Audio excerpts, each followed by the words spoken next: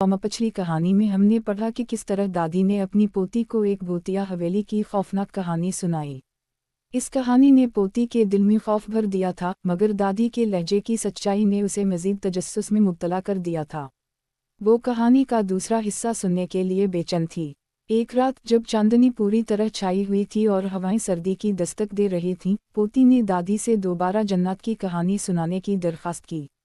दादी ने थोड़ा तौक़ुफ़ किया, फिर बोली, आज तुम्हें मैं इस जन्नती दुनिया का दूसरा हिस्सा सुनाऊंगी। कहानी कुछ यूं थी। हवेली की कहानी सुनने के बाद गांव में एक खौफ की लहर दौड़ गई थी, मगर कुछ लोगों ने इस कहानी को महज दास्तान समझकर नज़रअंदाज कर दिया। इन्हीं में से एक था एक नौजवान लड़का जिसका नाम अली था। अली एक निडर और बहादुर नौजवान था जो मुहम्मद का शौकीन था। इसने फैसला किया कि वो इस हवेली के राज से पर्दा उठाएगा। अली ने अपने दोस्तों के साथ इस मुहिम पर जाने का मंसूबा बनाया। एक रात वो सब हवेली के करीब पहुंचे।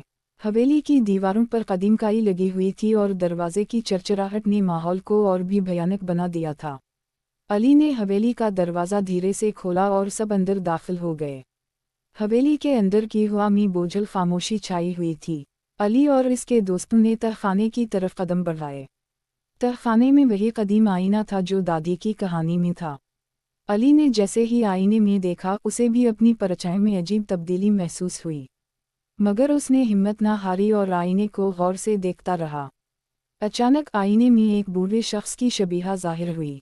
वो बूढ़ा शख्स बोला, ये हवेली हमारी आमाजगाह है, तुम यहाँ नहीं आ सकते। अली ने हिम्मत जुमा करते हुए पूछा, तुम कौन हो? बूढ़ा शख्स बोला, मैं इस हवेली का पहला मकीन हूँ। मेरी रूह यहाँ कैद है और अब मैं एक जिन बन चुका हूँ। अली ने हैरान होकर पूछा, तुम्हें कैसे आज़ाद किया जा सकता है? बूढ़ा जिन बोला, तुम्हें एक ख़ास वजीफ़ा पढ़कर मुझे आज़ाद करना होगा, मगर ये आसान नहीं है। अली ने वो वजीफ़ा जानने की ख्वाहिश जाहिर की तो बूढ़े जिन ने उसे वजीफ़ा बता दिया। वजीफ़ा बहुत पेचीदा था और अली को मालूम था कि इसमें ख़तरात भी शामिल हैं, मगर उसने हौसला नहीं छोड़ा। अगली रात अली और इसके दोस्त वजीफ़ा पढ़ने की तैयारी करने लगे। जैसे ही इन्होंने वजीफ़ा पढ़ना शुरू किया, हवेली के अंदर की फ़िज़ा में अजीब तब्दीलियां आने लगीं। हवाएं तेज़ हो गईं और कमरे में रोशनी मध्यम होने लगी। वजीफ़ा मुकम्मल होते ही बूढ़े जिन की रूह आज़ाद हो गई और हवेली में एक ज़ोरदार धमाका हुआ। हवेली की दीवारें गिरने लगीं और अली और इसके दोस्त भागते हुए बाहर निकले। हवेली की जगह अब मलबे का ढेर था और बूढ़े जिन की रूह आज़ाद हो चुकी थी।